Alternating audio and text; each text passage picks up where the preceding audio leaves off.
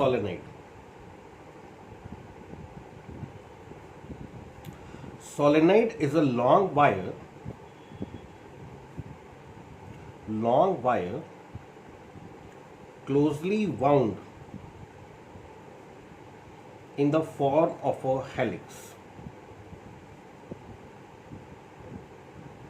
Helix कह दीजिए, spring कह दीजिए.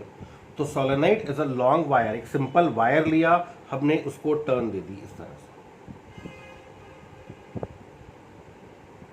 This is solenoid. एक तरफ से करंट एंटर होगा, दूसरे एंड से करंट एमिट होगा. तो strong magnetic field is set up with in the solenoid. इसके इनसाइड बहुत strong uniform magnetic field develop होगा. Uniform magnetic field. चलिए इसको देखते हैं. आपका हेडिंग है magnetic field with in the solenoid.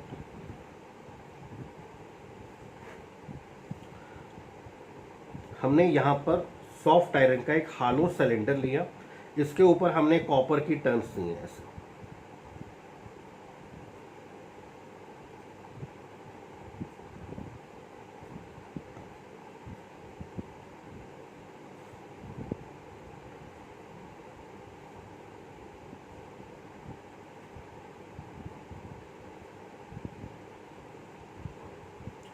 दोनों डायग्राम ऑलमोस्ट सेम हैं.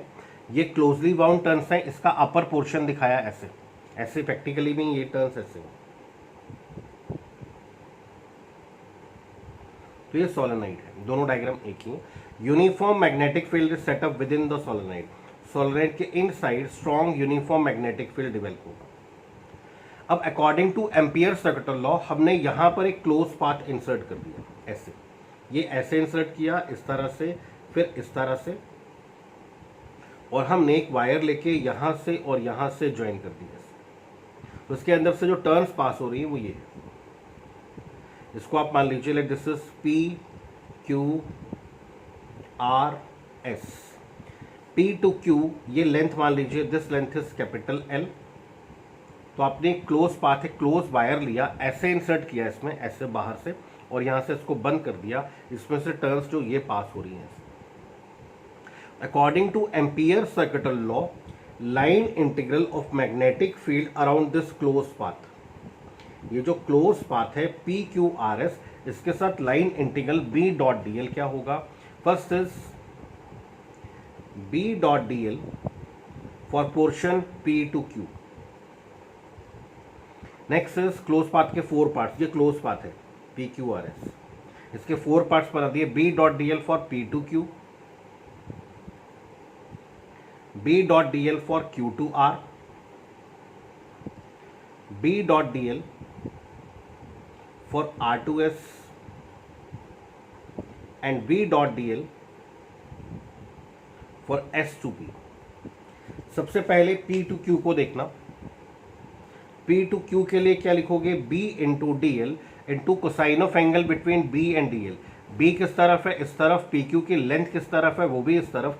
तो PQ के लिए B into DL into cos 0. This is for P to Q. Then for Q to R, B किस तरफ है? इस तरफ. Q टू R किस तरफ है? इस तरफ. तो angle between B and DL is 90 degree. QR के लिए आप लिखेंगे B into DL into cosine of angle between them is 90 degree. This is for Q to R. B इस तरफ है, Q टू R इस तरफ है, angle between them is 90 degree.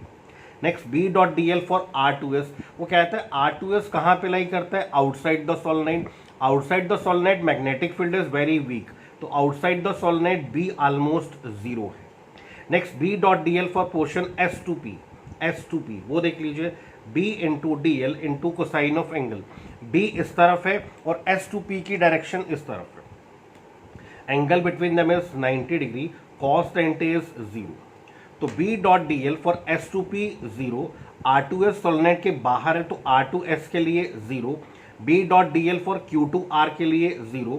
तो B.dl मिलेगा for the portion P to Q. Check करना.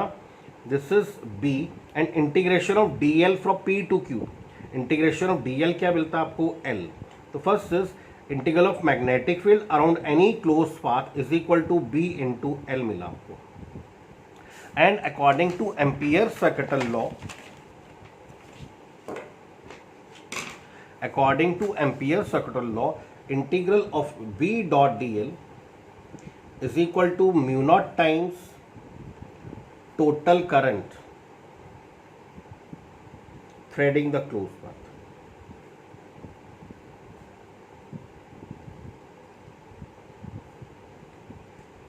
तो ये था, हमें टोटल करंट लेना है जो क्लोज पाथ के साथ लिंक कर रहा था। टोटल करंट क्या होगा, इस टर्न का current, this is I, this is I, this is I, this is I, this is, तो आपको हर टर्न का करंट लेना है जो क्लोज पाथ के साथ लिंक कर रहा है। अब हर टर्न का करंट कैसे लेंगे वो देखिए। Let small n is the number of turns per unit length of PQRS of solenoid, sorry. Small n हमारे पास है number of turns per unit length. Therefore, total number of turns associated with PQRS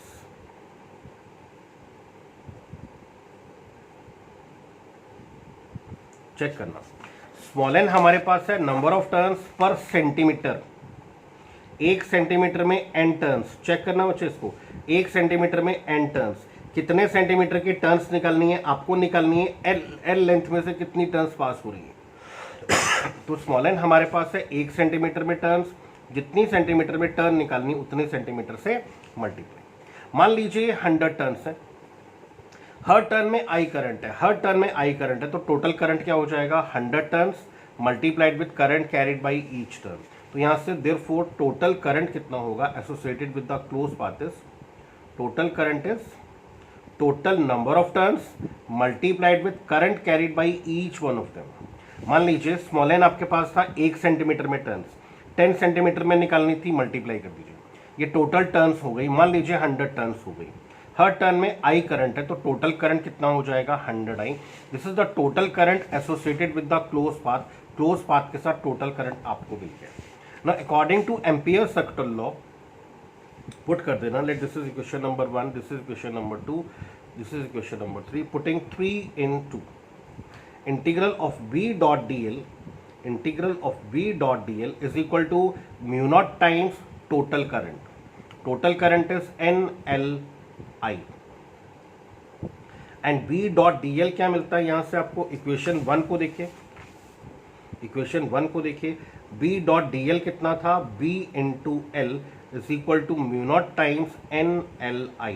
यहां से L दोनों side से cancel, तो magnetic field with in the solenoid is mu naught NI, this is the magnetic field with in the solenoid, where N क्या है इसमें, number of turns per unit length. N हमारे पास है number of turns per unit length. इसमें बस एक ही बात ध्यान रखनी है कि आपको हर टर्न का करंट लेना है, I plus I plus I plus I. तो कैसे निकालोगे, 1 सेंटीमीटर में कितनी टर्न्स है N, कितने सेंटीमीटर में निकालनी है, L लेंथ में निकालनी है, तो L लेंथ से मल्टीप्लाई, टोटल टर्न्स आपको मिल गई। हर टर्न में I करंट है, तो total current associated with the close path is total number of turns multiplied with current carried by each one of them, and according to Ampere's circuit law, B dot dl, which is B into L, which is B into L is equal to mu naught times total current। तो यहाँ से magnetic field आपको मिल गया। इसमें एक note लिखना बच्चे,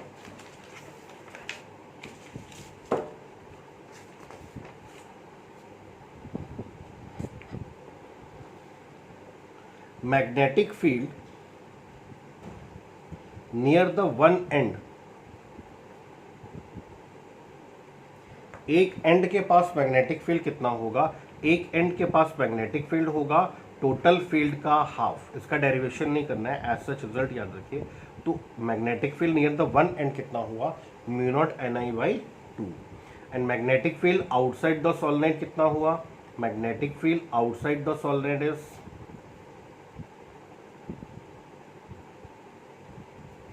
B is equal to 0।